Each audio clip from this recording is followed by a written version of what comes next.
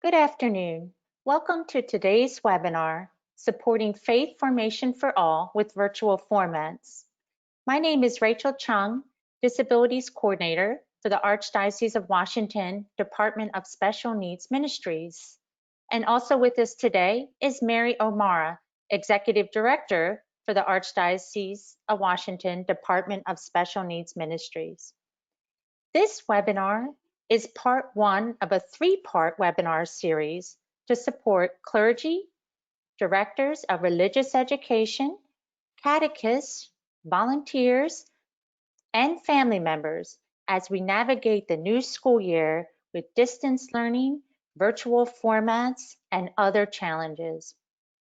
Indeed, there are many challenges facing us in the midst of the COVID-19 pandemic, including job loss, family members who are sick or who may have died, feelings of isolation, and being disconnected from our loved ones.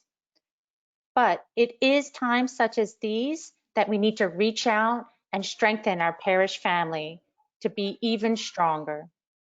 As we plan to start our parish faith formation programs, we must think of all of those living on the margins who faced challenges even before the COVID-19 pandemic. How can we ensure we continue to be a church family who welcomes all, including children, teens, youth, and adults with learning needs, into our virtual formats? We will explore examples from our own Archdiocese of Washington parishes and resources. And today we will also welcome staff from the National Catholic Partnership on Disability. We are very grateful for our partnership with the Office for Catechesis with the Archdiocese of Washington in presenting this webinar series. Our webinar today will be recorded and available on the Archdiocese of Washington website in the coming days. We will allow time for questions and comments.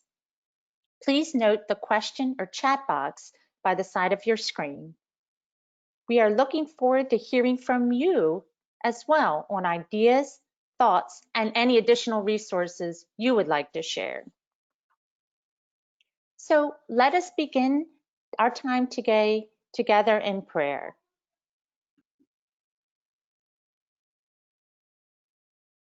This prayer comes from that All May Worship Guide developed by the American Association of Persons with Disabilities Interfaith Disability Advocacy Coalition. All of our participants are muted today, but we do ask for you to respond in your homes or offices as we pray together the Interfaith Litany for Wholeness. Let us pray for all God's people, for people who are blind and cannot see, and for those who can see but are blind to people around them. God, in your mercy, help us touch each other. For people who move slowly because of accident, illness, or disability, and for those who move too fast to be aware of the world in which they live. God, in your mercy, help us work together. For people who are deaf and cannot hear, and for those who can hear but who ignore the cries of others. God, in your mercy, help us respond to each other. For people who learn slowly, for people who learn in different ways, and for people who learn quickly and easily but often choose ignorance. God, in your mercy, help us grow in your wisdom. For people who have chronic illnesses for which there is no known cure or relief, and for people who live in unholy fear of developing a chronic illness. God, in your mercy, help us and heal us. For families, friends, and caregivers who serve people with disabilities, and for those who feel awkward in their presence.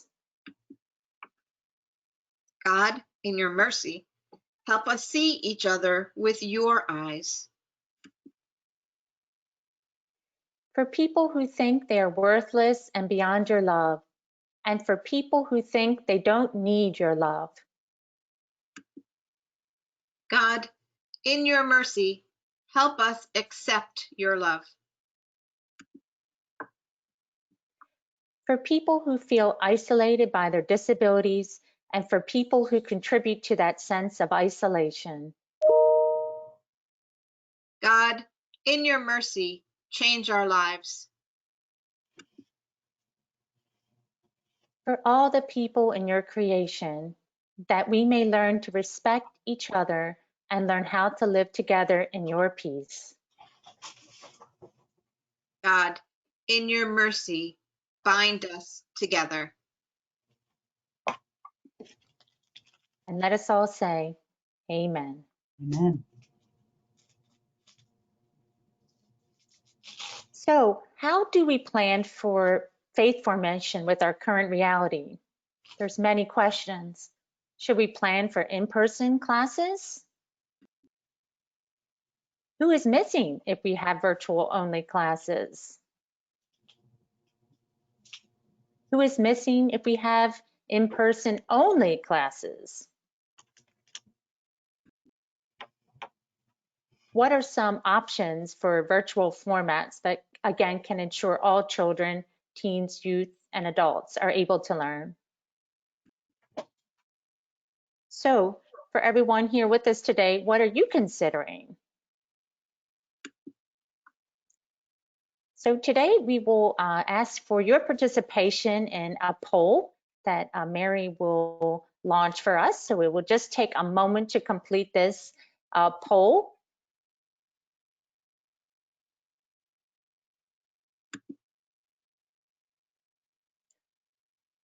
So please, we ask everyone to participate as if you're a family member, parish leader, or both. What do you prefer for faith formation classes?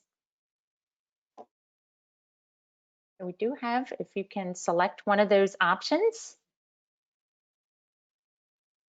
And please hit submit there.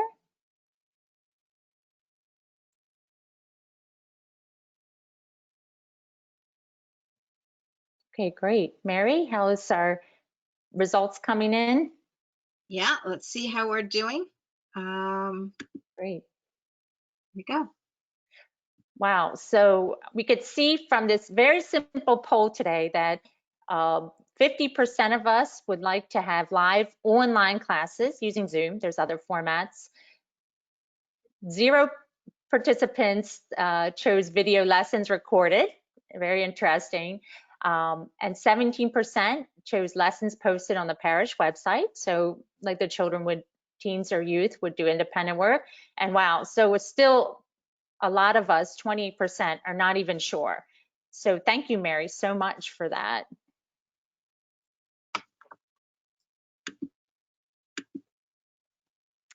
So as we are planning, let us share a little bit about what all of our parishes are considering. And Mary and I took some time to connect with you. You may be on this webinar as well, on what your parish is considering this year.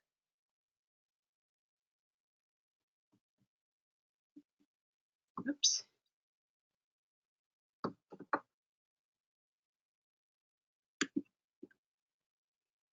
So what are some thoughts and ideas from across our archdiocese? Some parishes are considering having lessons on Google Classroom. So the children would complete that at their own pace, and they would know that at certain times there would be a volunteer catechist available to answer questions. Some for our small group faith formation for adults living with learning needs are considering meeting in person in a large setting, where like a parish hall, where they're able to be distant and safe after Mass to discuss the gospel. So again, keeping that simple. Some parishes have designated a time for families to come and pick up the materials, perhaps if they had challenges with accessing technology and they needed assistance with that. So those lessons would be completed at home, including some supplies for arts and crafts. Some parishes have also used flock notes to create certain groups for their different grade levels, and those flock notes would go out just to that group with lessons and different links to recordings. So some parishes have decided to use flock notes in that way. Many of our parishes, of course, have reached out by phone. We know many of our families are feeling isolated and alone, and really a 2-minute phone call would definitely let them know that our parish family is there for them. Some of our families as well are using BAN, which we will talk about a little bit later on this webinar, which is a app. And they're recording lessons. This is for our Spanish speaking families, and posting videos and encouragement. So again, using a specific phone app for that. Some parishes are uploading videos using YouTube, having the pastor explain a lesson or other volunteers. So people can just access those lessons as they're able to. And some parishes who have teen faith mentors that work with children and youth with learning needs are also considering using the teens, involving them in creating videos to post, which would help to teach the children a lesson. I mean, many parishes have found teen faith mentors a great way to reach children with learning needs. Again, we have the option for recorded webinars, and some of our adults with learning needs are using Zoom to gather together in prayer. So we will have some of the links to those that are available now across our archdiocese. And of course, probably one of the most important things is to actually ask the families what they need and want. So I've heard much feedback from our parish leaders, just first reaching the families and seeing what they need. So let us go now to one of our volunteer catechists here in the Archdiocese of Washington. Tracy Alexander has joined us, who is a volunteer catechist with Holy Redeemer Washington, and we will hear from her on what types of ways she has adapted to reach out to the children and teens that she works with. So welcome, Tracy. Thank you. Okay, great. Thank you, Tracy, again for joining us. Can you please introduce yourself? Okay, my name is Tracy Alexander. I'm a volunteer catechist for children with disabilities at Holy Redeemer, DC. And I've been doing this for a number of years now. Yes, thank you, Tracy, so much. And how many children are you currently working with in this adapted faith formation? Right now, I have three students with disabilities. With disabilities. And Tracy, what types of models have you found works with the children you are supporting? Because we know there's a lot of different ways to teach children with learning needs. So what model have you found works best with the children you are working with? First of all, I don't just use one model because it depends on the lesson that I'm teaching. Right now, I am working with one of them, getting him ready for the sacrament of the Holy Eucharist and penance, and the others for confirmation. And the models that I use that I find more effective, I make sure that I use some form of electronics and using videos and PowerPoint to help them with their lessons, and also a lot of hands-on. So because the pastor there is so open, I'm able to go into the sacristy and show them different things, walk around the church. And so whatever I do, I make sure there's some form of movement that the children have to do so that they're not sitting for long periods of time. I also use Catholic free shipping. They have a lot of good books for children. And I was able to actually speak with some of the people working there, and they were able to help me with books that they would recommend. one that I just got is the Catholic Company, and they have excellent resources there as well that have helped me, and models and replicas of different things to help them. So how, of course, during this time when we've had to stay in home, what ways did you adapt the lessons that you were working with the children? What ways did you have to adapt? Okay, first of all, my last class, I didn't realize it was my last Saturday class, and Mhm. so I I had to switch. So I took a week off, and I had to come up with a plan. So many of the parents had a WhatsApp, and I used the video from that. And I used that, and I was able to continue my lessons, and telephone. And I also did was I emailed parents a whole lot of arts and crafts, stationery supplies, envelopes, and I mailed it to their homes so they could, while I'm on the phone with them, their parents were working with them. And so I was teaching both the child and the parent at the same time, especially in terms of the language, explaining vocabulary words. So I gave them a whole lot of index cards so they were able to write the words on one side and then the definition on the other side. So when I was teaching them the Apostles' Creed, I selected words that I knew that they did not know the meanings of. And so I mailed a sheet with a glossary. So I made them write it out on the paper, and I used pictures as well. And that was able to help them to understand the words of the creed, because I felt that them just memorizing was not enough. It was important for them to understand what they were praying and what the creed was about. And Tracy, you also asked some of the children to practice their prayers and send you back the videos as well. Again, using Yes, WhatsApp. Yes. yes, So I again, use kind of WhatsApp that dialogue. for Yeah, that. Yes. yeah, excellent. So as we slowly return and some of our parishes are opening, of course, what are some ways that you're going to have to adapt in as we return with our lessons for these three Well, children you're working with? yes.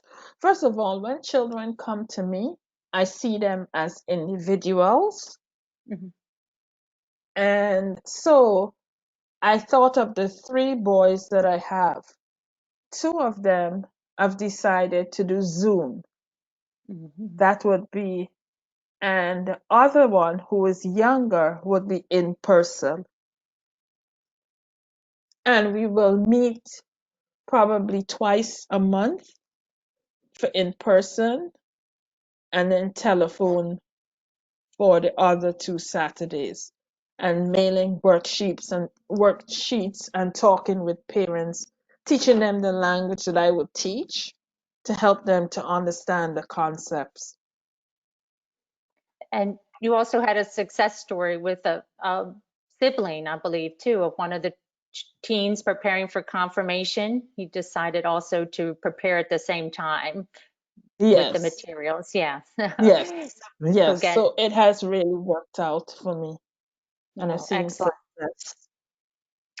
So, and Tracy, I know you'll stay with us and we'll bring you back, but do you have any final tips you might like to share? Because it's certainly an environment we had to adapt quickly, and it sounds like you were able to do that. But any other tips you'd like to share with our parishes that are not sure how to go forward with children and teens with learning needs?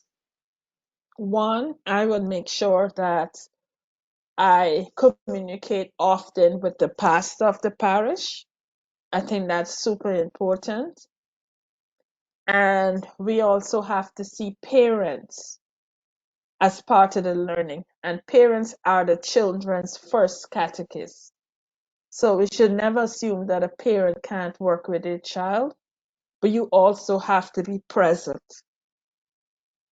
not necessarily physically present, but present emotionally and spiritually, and make the parents feel that they are the catechist and this is something that they can work with their child.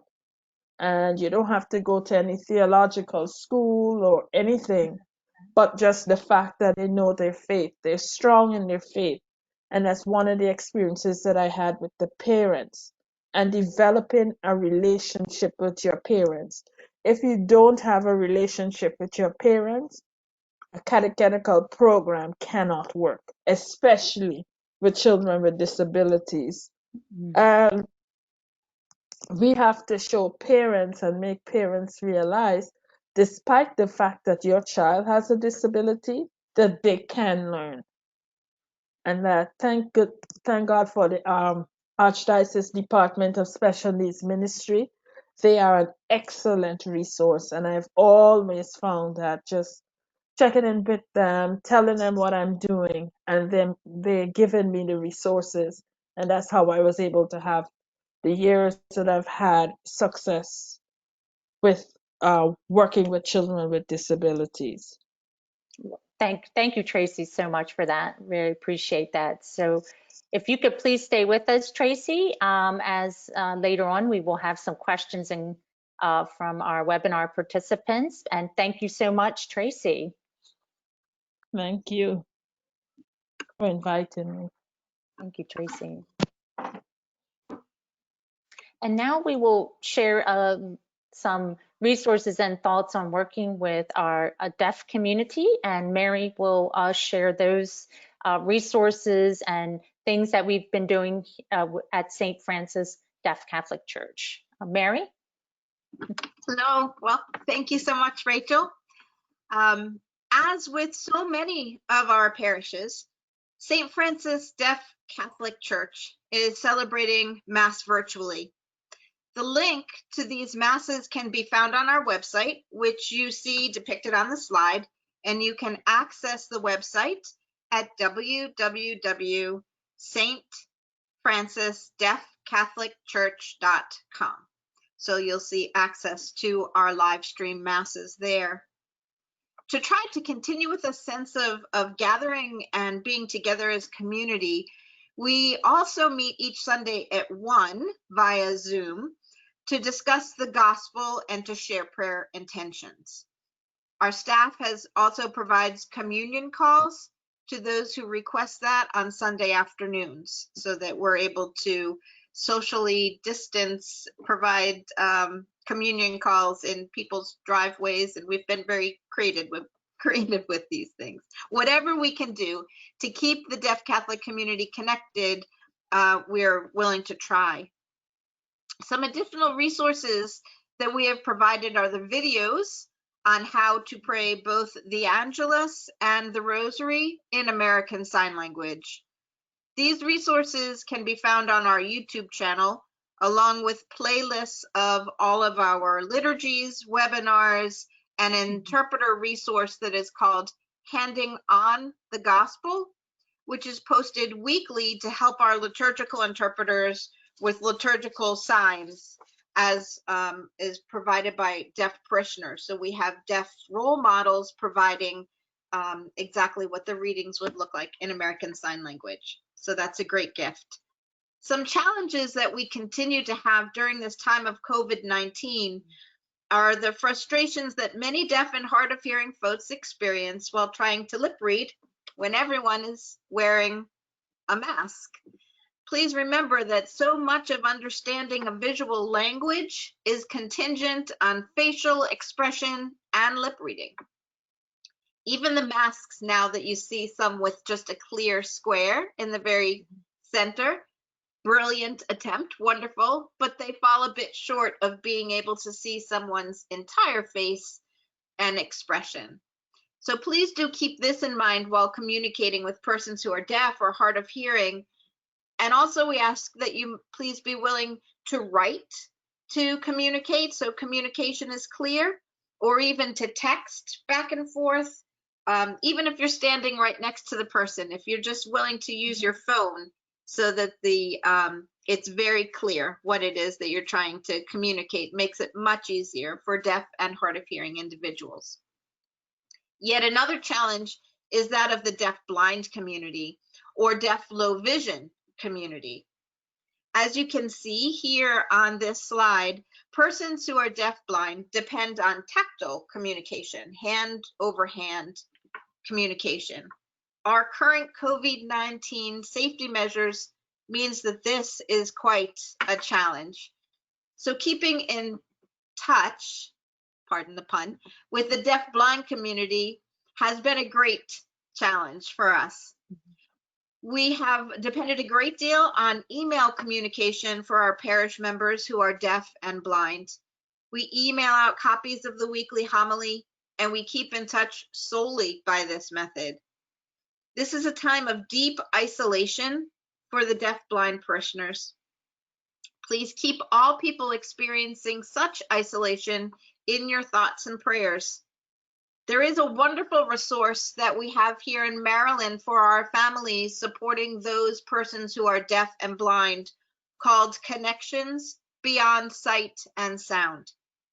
They can be found at www.marylanddb.org, Maryland Deaf Blind, marylanddb.org. Please do explore the wonderful resources found there at Beyond Sight and Sound. Lastly, but not least, we are ever so blessed to have Gallaudet University right here in the Archdiocese of Washington. Gallaudet is the only liberal arts college or university for the deaf in the world, and our staff is part of the Gallaudet Office of Campus Ministries, which serves the numerous denominations of students on campus at Gallaudet. We represent the Catholic campus ministry at Gallaudet and work very closely with the other Catholic campus ministers here in the Archdiocese of Washington as well. Gallaudet will be beginning its fall semester completely virtually. There are very few students on campus that have additional challenges. There are less than 50 on campus right now. But for the most part, the campus is empty and the courses are all virtual this semester. So our campus ministry outreach will also be virtual. We'll be inviting students to St. Francis Deaf Catholic Church virtual liturgies and our 1 o'clock discussion groups, as well as using a fantastic resource developed by the Archdiocese of Kansas called Deaf UCAT that you see here on this slide as well. Our faith formation for this semester for the students will be using the Deaf UCAT. You can learn more about the resources by visiting the National Catholic Office for the Deaf website at www.ncod.org,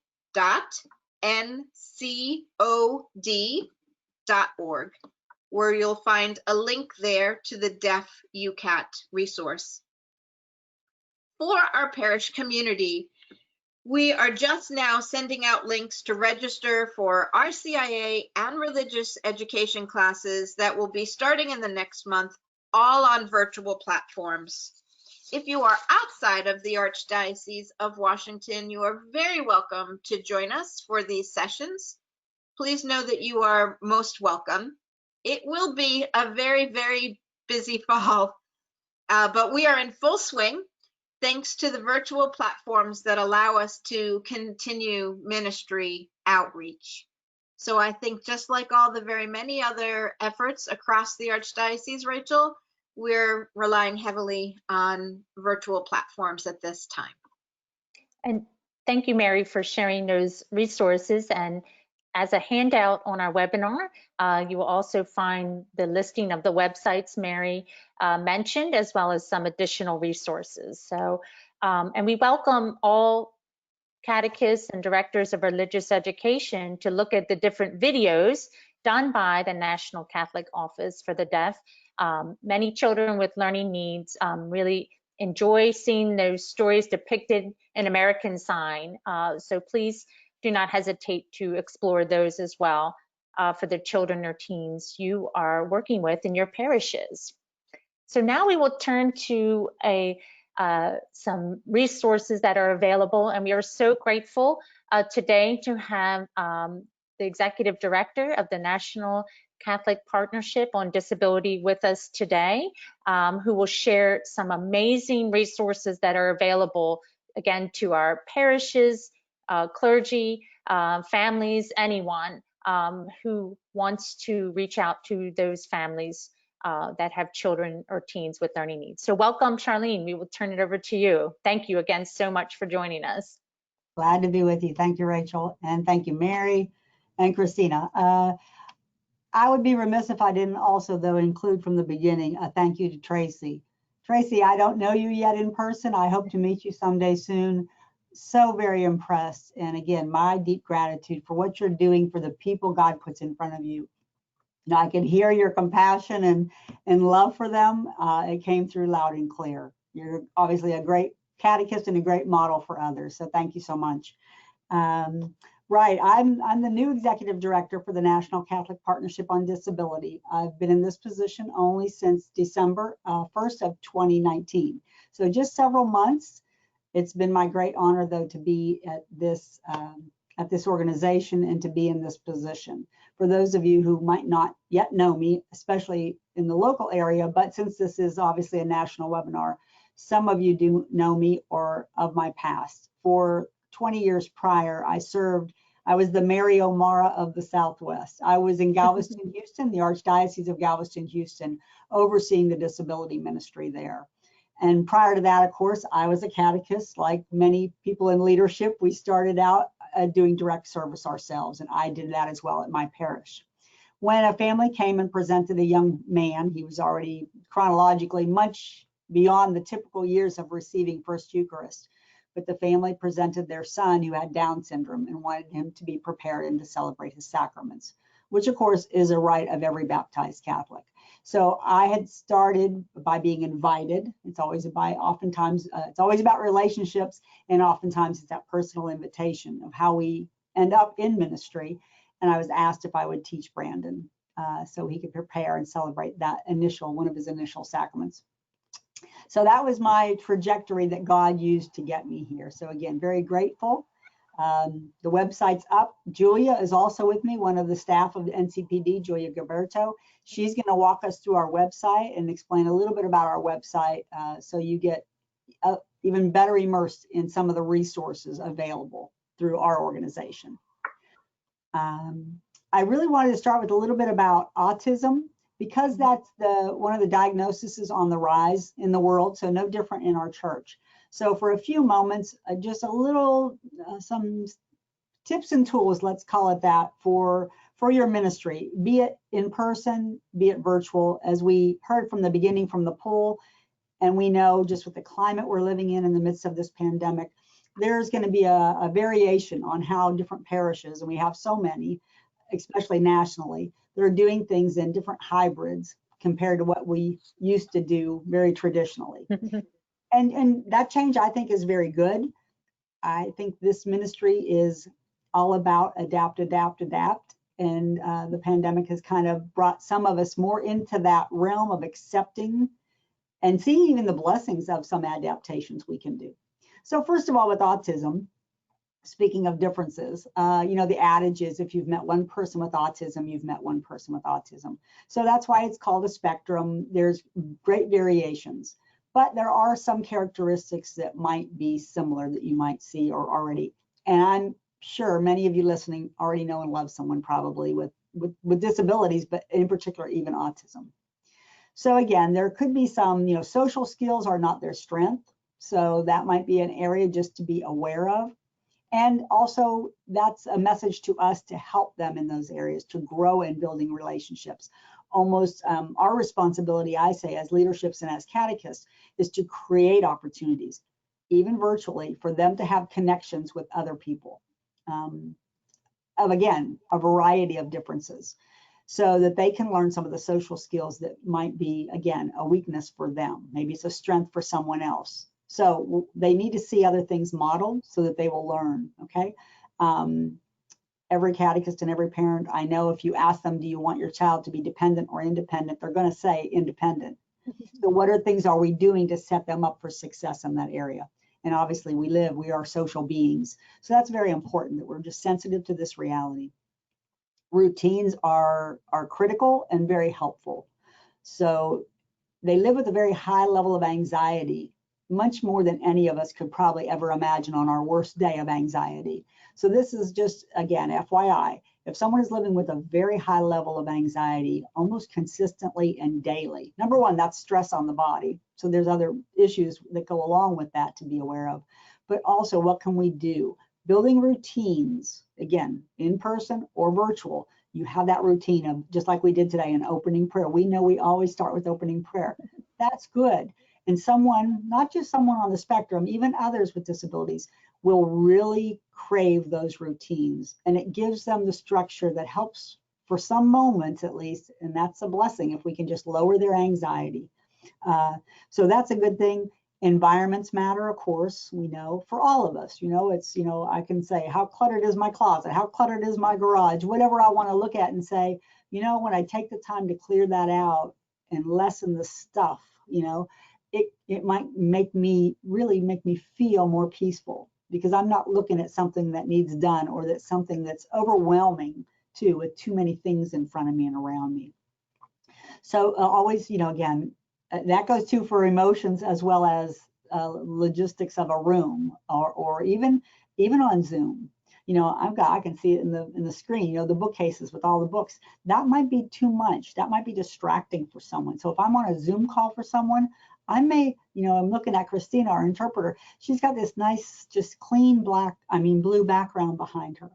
Something more simple and more calm might be where you want to position yourself when you're catechizing someone, especially virtually, or even in person. Again, just realizing that too helps people be calmer.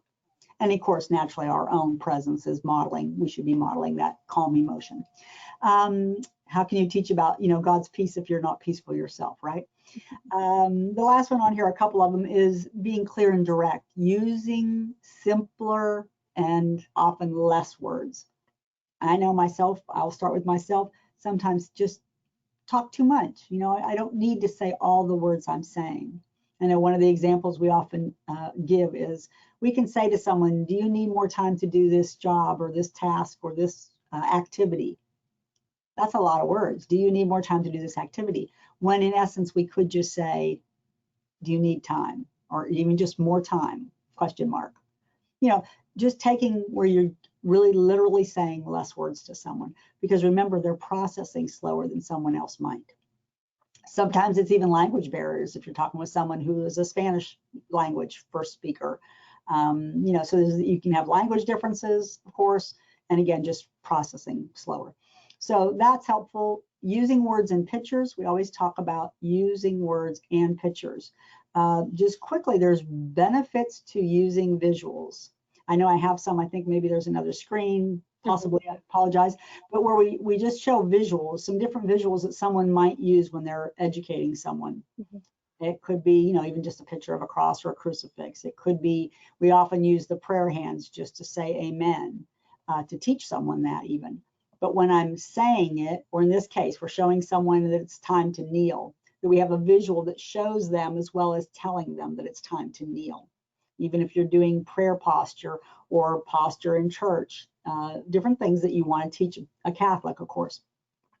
So if you have the picture, the benefits are, again, it allows time for someone who has slower processing for verbal to be able to see the picture and understand what you're saying.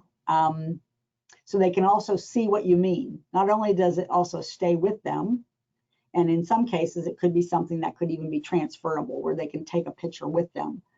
And it helps them with transferring and being prepared for a transfer. So it almost can be a prompt for the next thing that's going to happen. Maybe you're going to pray the rosary next, but you can show that picture when you're talking about what's coming next. So all those things. Pictures are neutral, so there's no mood involved. Okay, so there's no raised eyebrows, there's no surprised look or reaction to someone's behavior. They're neutral, so that's also positive. Again, it builds independence. We always want to build independence. We don't want to teach learned helplessness. So we want them to become always as independent as possible. Again, it reduces anxiety. And I always say what is good for the disability community is really good for everybody. So it's like no harm, no foul. Some students and some learners will need these things, truly need them.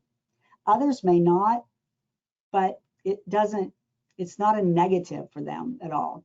And truth be told, a lot of the other population that we might not classify as having a diagnosis or a disability still benefit from these same reasons that I just gave for benefits of using visuals, okay? Trying to think what else we had here. Talk to you about prayer hands, because that's often something that we will do, kind of a sign language type of thing. But, you know, if someone is nonverbal and cannot say amen out loud, and you're trying to prepare someone to receive the sacrament, well, Eucharist, confirmation, this could be their nonverbal way to indicate their response of amen.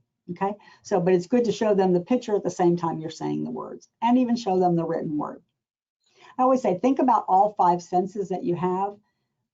If a catechist would plan lessons based on those 5 senses, that way you may not always be able to engage all 5 senses in every lesson. You won't. But if you're aiming for all 5 senses and thinking about that in your preparation, I suspect you typically are going to actually hit 3 to 4 of them most times, and occasionally 5. Okay, if you really think about what things you can do to involve all 5 senses. So that way, the person who maybe is blind who's in your class, will they get something from your lesson? The person who is deaf or hard of hearing, will they get something from your lesson? You have to think about those senses in particular. So if you just look at your basic 5 senses, sure helps you get there most of the time. Okay, if that helps. I don't know if you'll flip slides, it kind of helps prompt. Speaking of prompts, just another tip here. Sometimes just using really a blank sheet of paper or ruler, it doesn't have to be as sophisticated as this one. I often say to folks, you have things right at your fingertips, and usually things that don't cost a darn thing that you can use or suggest for a parent to use with the child at home. Or, and I say child, I mean child of God, all ages. I'm not talking about just, a 3rd grader. So whoever has a learning difference and needs some tips and tools, something just like this to help them keep some of the text covered or keep on track of the line they're supposed to be focusing on reading. If you have dyslexia, things like this will be helpful. Okay, it's just helps them stay on task and sees really what they need to focus on very clearly. So things like that can be helpful. I know it's, and I apologize if you'll flip for me, whoever's doing, I don't know who's over the PowerPoint. I'm doing that, Charlene. I'm wondering if you want to go ahead to the poll on autism. Mm-hmm. Oh, I'm sorry, Yeah, yes. exactly. Anywhere you'd like, now would be ideal. Okay, great. Sorry.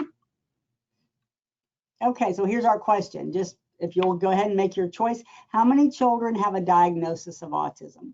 What do you think of those answers is the current stat? Because it changes over the years. So is it 1 in 59? Is it 1 in 88? Or is it 1 in 34?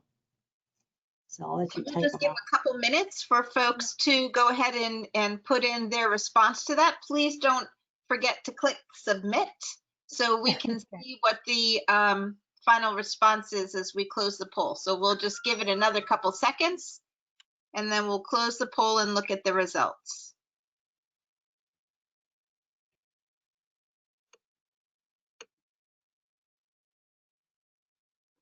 Okay, Charlene, there you go. Okay. And the answer is 1 in 59 is the current. Okay. So looks like people thought it might have been a little higher than it currently is, which is interesting. It has, in the last couple of years, actually in particular, the good news is the stat hasn't changed much. For a while there, it was changing greatly. So again, we're glad about that. And I think some people say, well, why does it keep increasing? Obviously, some of it is just better diagnosis, right? More parents are educated and bringing, I think, their children. Pediatricians are having better training about these topics more and more. So again, hence we've gotten, again, at the point right now of about 1 in 59, which, again, good for educators to know stats on some of those things because you realize. And the other thing I will tell you is more families are having multiple children in a single family who have a diagnosis of autism. Also has been happening, We have one gentleman on our board currently that has 6 children, all 6 have a diagnosis. Now, that's the highest I've ever heard as far as one family, but 3 and 4 in a family, not so uncommon anymore, unfortunately. The next thing we put up here was the question about 1 in 6 children, or there's another statistic, 1 in 6 children struggle daily with sensory processing challenges. This is also even more important to look at, I think, because again, think of how many people you normally catechize, again, live or virtually. That's a very big statistic to realize that we're all sensory beings, right? So right now, wherever you're probably experiencing natural light, fluorescent light. You have my voice you're hearing. You're looking at a screen. You're sitting in some form of chair or standing, but whether you're feeling your feet on the floor, your chair, the back of your chair behind you. You could have a hum of a fan or feel you might hear a car, an ambulance go by. We're all sensory beings, so we're always all taking in all this input. And when a brain is working effectively and efficiently, we can kind of ignore some of the ambient noises, but someone on the autism spectrum or others with sensory processing challenges may not be able to do that so effectively. So what happens is, we've often heard it said, sounds are magnified for them, visuals can be intensified for them. We've heard some people who have grown to be self-advocates talk about, you always hear the part about they might not give you eye contact as much as others kind of typically do or are taught to do, to look at someone in the eye. It's because they may look at you and see not just one face, but maybe several of your faces. It's almost like, I've read stories of those who have grown with adults with autism who can tell us more about what their experiences have been. So they can see things in multiple sets. They can hear things with accentuated noises. Same with the touch and the feel of the skin. Those things can be overly sensitive. They can be undersensitive or overly sensitive, honestly. Typically, sometimes it's, tags in clothes need to be cut out. There's now, luckily in recent years, been manufacturers who are creating clothing specifically for people who have such sensitivities.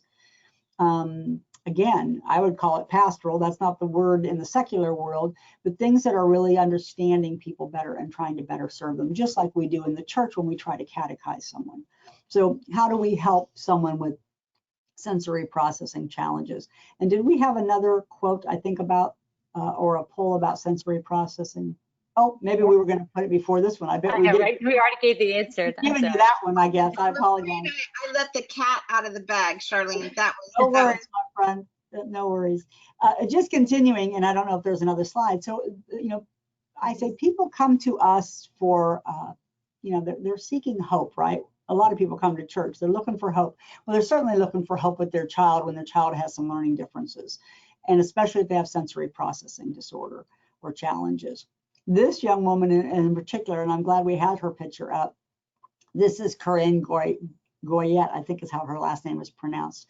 And she has autism herself, so she's grown up with a diagnosis and has always lived with a lot of anxieties. She is an artist and an author. And so she has written a book, My Friend Eepworm, and then she even had these, as you can see her holding a large one, and there's some small ones. And it's an eepworm that for her, it was something to hold to comfort her.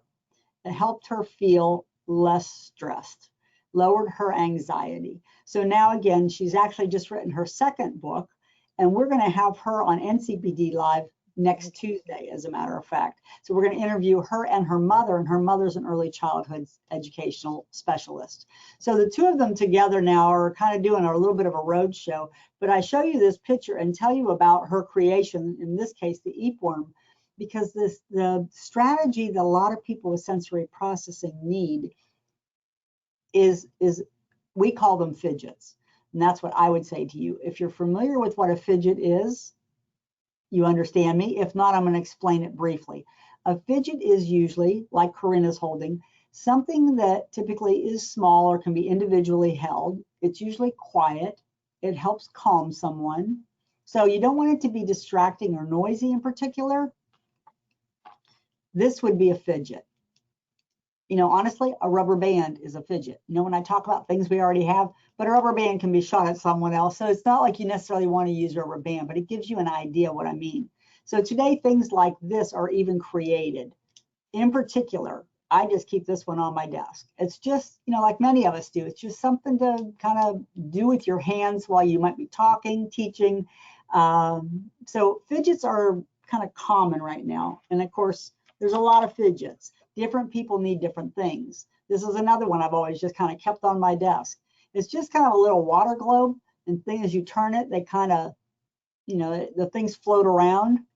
So somebody might like something that moves slowly that will help calm them. Someone else might need maybe one of those spinning wheels or something that's a little faster paced that will alert them. So depending on the individual you're working with or a parent is working with, because honestly, what's good for educators to understand in teaching someone is typically parenting 101 strategies as well, no different in the home.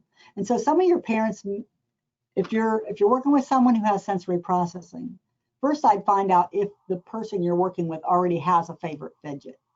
If they do, if you're open to letting them use that while you're working with them, that will help them stay calm. And again, the thing about eye contact, they may stare at this the whole time you're working with them, not giving you eye contact, but this is what they need to focus on and stay calm again, so that they can hear and understand everything you're saying. So if you know that, you can kind of relax with that a little bit and let them do that, as long as, again, it's not distracting to others, if there's others, you know, either in the room or on the Zoom call, but it's something for them personally. And it, again, it doesn't even have to be a bought item. And thinking again of, go ahead, I'm sorry. Yeah, I would say, Charlene, perhaps we should share a little bit as well on the NCPD website, and I know as well as your book that you co-wrote as well. So that way we can allow for some time for questions, because I'm sure there's many people that will have questions for you. Sure. But thank Absolutely. you. So yes, and I think Charlene, please do share this wonderful book that Charlene, award-winning book. let's do a shameless promo, Charlene, because this is an awesome book that we certainly have copies of in our office. That has given a great deal of ideas and launch pads for thoughts. So Charlene, if you could just talk about this book for just a second, and then maybe we can move over to Julia. Of course. Yeah, the book, The Adaptive Teacher, really was written of just years of what I've been talking about, of just lived practical experience. The idea was, you know, we wanted catechists to have the tips and tools at their fingertips in large and small ways to really make their teaching more fruitful and beneficial, especially for diverse learners. So it's a whole chapter on sensory processing in there. There's a whole chapter on executive function, organization, et cetera, et cetera. So it has been receiving awards, and it's not about the awards, it's about the fact that it's been well received because it is so practical.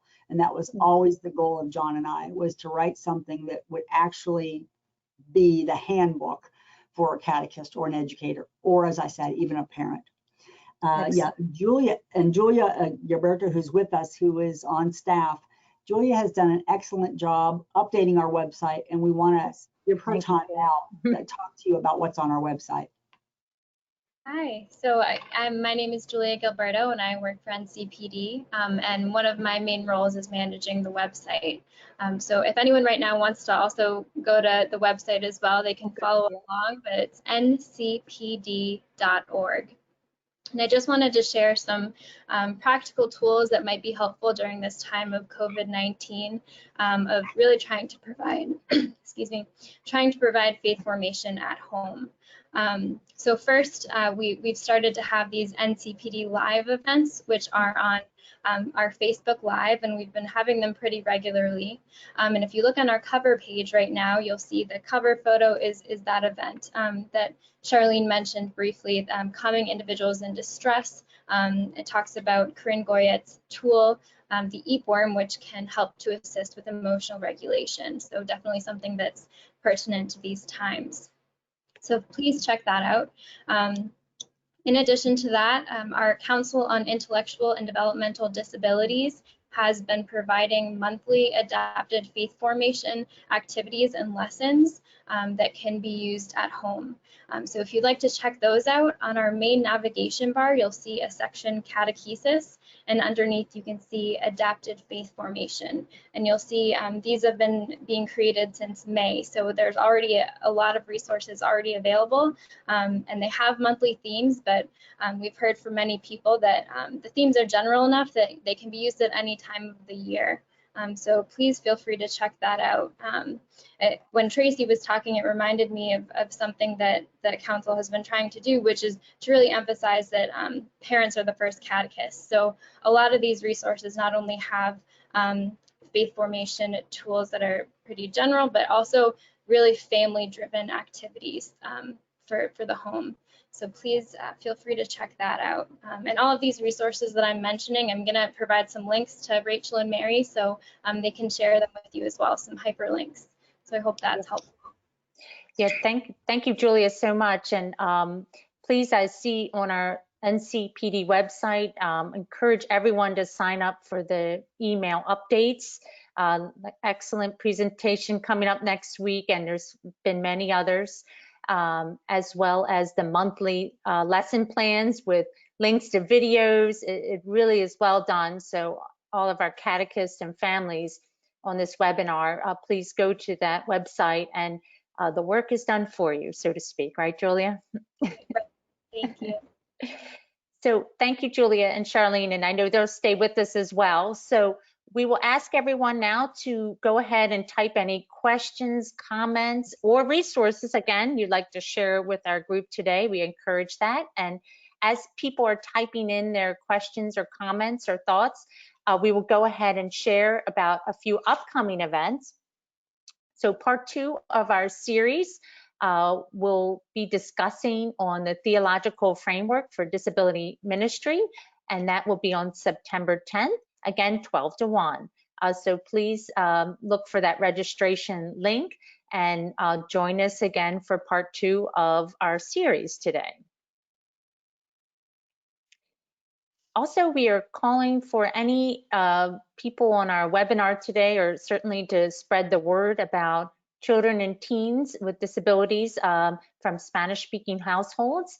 We'd like to know if those families would like to be connected with our group, and so please email us with the information, or we can certainly talk about it. So this is a way that our Spanish-speaking families have stayed connected.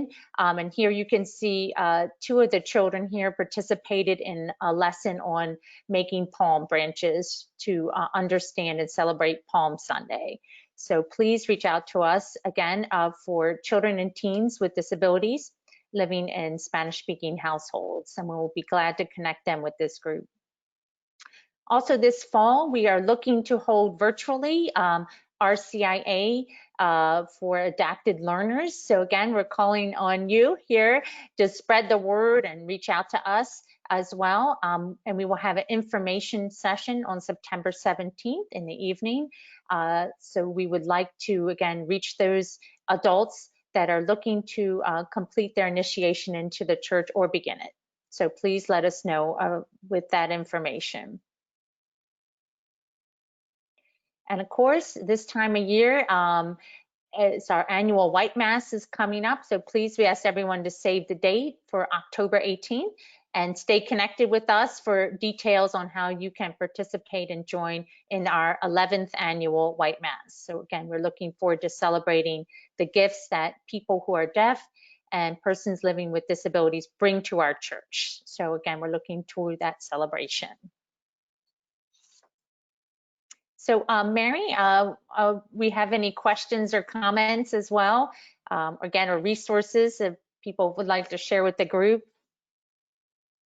So I'm looking here to see, we do have some questions here. We have one question in particular about a student that is an older teen living with Down syndrome. Previously, she had attended our high school program, but for the first 15 minutes, there was a snack and some socialization. The remainder of the time, She worked one-on-one with the catechist, an activity more geared for her level of comprehension. We're planning a brief virtual class of about 20 minutes, but I am still looking for a social element and not having her in class by herself. Are there ideas or suggestions for this? Would a virtual breakout room be an option as long as the ratios related to child protection are met? Yes, I think that's a wonderful idea. And to Mary, feel free to jump in, or any of our panelists. I know it's so important for all of us to connect with one another virtually. And I know Zoom, there may be other virtual platforms, but I know Zoom allows for those breakout rooms as well. What do you think, Mary, as well? Any additional thoughts? And just one of our attachments does go over what the regulations are in the Archdiocese of Washington as far as complying with Virtus. So we would ask you to please open and download that PDF attachment, which will give you all the parameters around Virtus. Yes, excellent. We have another question. Charlene, what is the publishing company for your book? Oh, thank you. Yes, Charlene. It was Loyola Press was the publisher. Oh, excellent, excellent. A good friend of our department as well. Of course. Excellent. And I think here's a question, Charlene, that we are all dying to know the answer and hoping that it is an affirmative one. Will NCPD be continuing the monthly lessons in the coming year? Good. We know we're taking it through the end of this calendar year. It's already planned through the end of 2020. We haven't discussed further yet. So we will take that inquiry back to that Council on Intellectual and Developmental Disabilities. It's been doing a good job with that.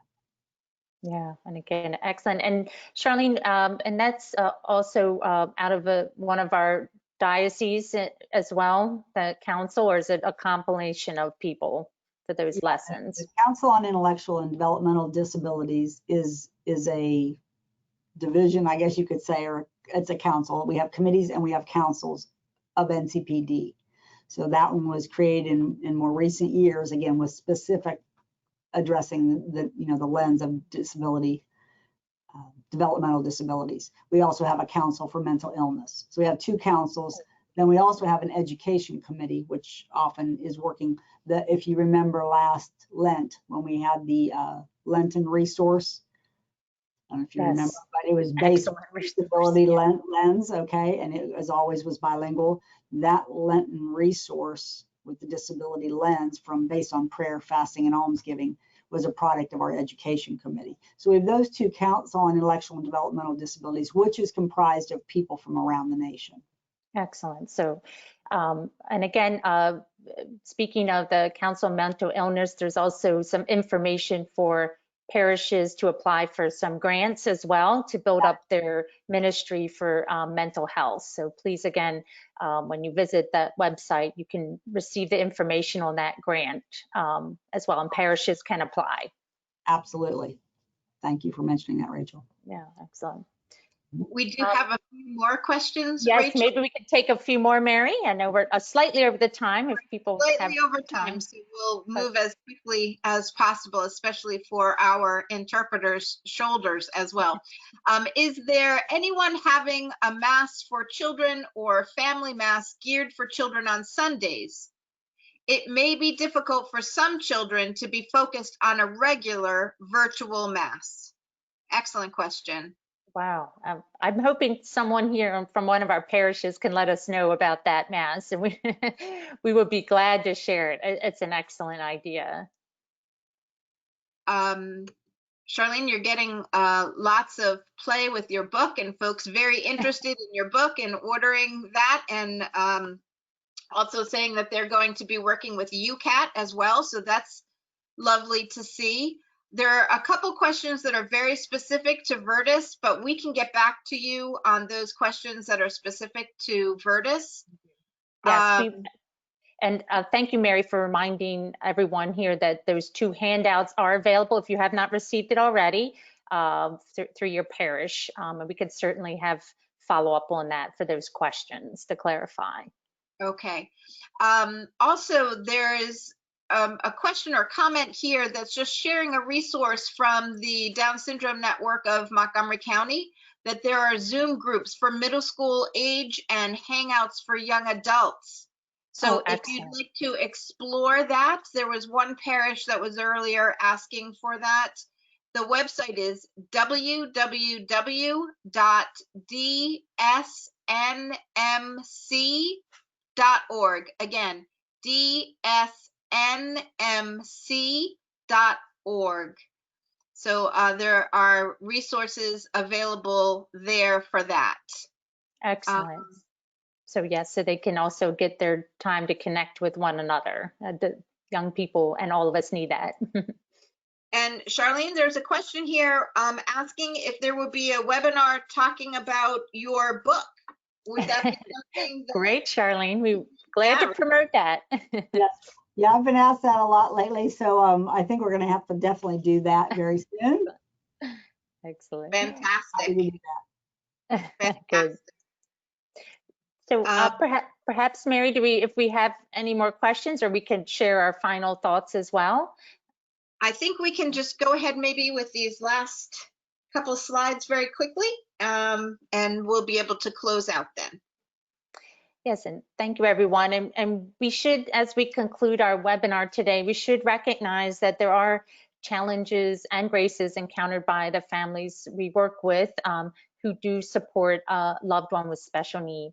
So again, for the children and teens, they have not been able to access, or very limited access to, all those services through the school system. So it's a very challenging time for those families. They've had very limited access to all those things they normally get. We know that this time has also exposed the digital and language divides. So we must be aware of that as we plan virtual formats. Some of our families do not have that access, or very limited access. And also, I'm glad for that first question, because many of our young people feel very disconnected and with their friends and peers. So we know that they're experiencing challenges. For adults that we work with, again, their schedules have been very upended. They don't have their day program, or in some cases for people who are employed, they may be employed in settings like grocery stores. So every day they're experiencing the stress of possibly being exposed to COVID-19. So these are for our adults with special needs. If a child needs one-on-one attention for learning, the parent may be able to work remotely, but they're not able to work. So again, the parent has to be available for those lessons, and perhaps have not been able to continue their own employment. Some parents and families have experienced new behaviors or old ones reemerging. So again, that stress of being home and not being connected with friends and families. And again, as we know, for people who routine is important, Charlene mentioned that earlier, this is a time where their routine has been upended. But there are some graces that some of our families have been experiencing that we can celebrate. Some families are considering different options for education. So it's been a time to think about how can their child or teen best learn. Also, there's a wonderful story on the radio recently about a man who uses a wheelchair, and now he's able to go to church, because in the past his church was not accessible to him. So kind of those opportunities for online classes now are available for people that had challenges with transportation or physical access. And we heard about, we love the idea of a family mass for children, but it is a time where we can attend mass in our living rooms and in our comfort. And again, this can be a grace. I think we can all agree, our time together, although it's been a lot of time together as one another, but it is also a grace to be with one another. And Mary, we had a poll to launch too for our audience to see what graces they may have received, and we'll have a little fun to end. Yes, we do. So just a little fun poll to launch here. So what is a grace you have experienced during this time? So we love to hear from our webinar participants. So we'll just give a few minutes for folks to go ahead and answer this poll quickly, so we can close our time together. But as we are doing that, what we would love to be able to do is just thank Tracy Alexander so very much, not only for sharing with us today, but for her many years of service to the Archdiocese of Washington in supporting children with special needs. We're most grateful to Tracy for the work that she does.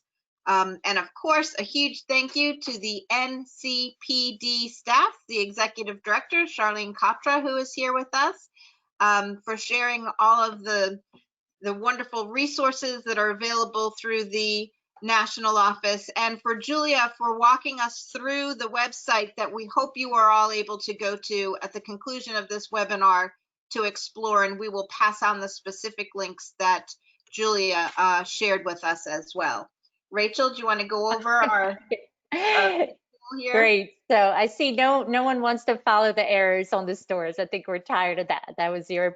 And it looks like appreciating all the quality time with our husbands and partners and our children. So wow, Mary, that's a great result. So 63%, all the quality time we've had together. So again, thank you everyone for coming today. And again, to Charlene and Julia and Tracy and all of our catechists and directors of religious education. On behalf of the Department of Special Needs, we are here for you, especially if you feel like you would like additional ideas or resources. So please reach out to us or any member of our team here. And we are very happy to walk with you on this journey together. Thank you to Christina for interpreting for us. And please note that there will be a survey launched at the end of this webinar. We hope that you'll be able to take a few minutes, even though we ran over today. We hope that you'll be able to take a few minutes to complete the survey. And we're most grateful for your time this afternoon.